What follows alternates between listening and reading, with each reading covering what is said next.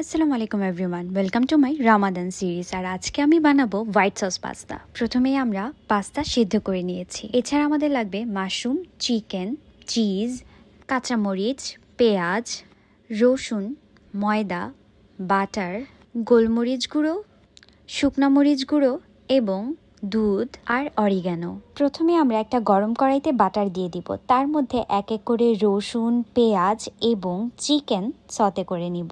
চিকেনটা ভাজার আগে আমি সামান্য গোলমরিচ এবং লবণ দিয়ে নিয়েছিলাম। এটা যখন সেদ্ধ হয়ে যাবে তখন উঠিয়ে নিব। তারপরে আবার হাফ কাপের মতো বাটার নিয়ে সেটার মধ্যে আমরা একটু ময়দা দিয়ে দিব। এখানে হাফ কাপ পরিমাণ ময়দা দিয়েছি। তারপরে দিয়ে দিব 1 কাপ দুধ। সসটা বানানোর জন্য এই প্রসেসটা অনেক ধৈর্য সহকারে করতে হবে, যাতে একটুও লাম্পস না থাকে। আমি কিন্তু এখানে 2 কাপ দুধ ইউজ করেছি। তারপরে ভেজে রাখা রসুন, গোলমরিচ, শুকনো মরিচ গুঁড়ো, পরিমাণ মতো লবণ এবং মাশরুম, চিকেন এক এক করে সব কিছু দিয়ে আমাদের হোয়াইট সসটা রেডি করে নিতে হবে।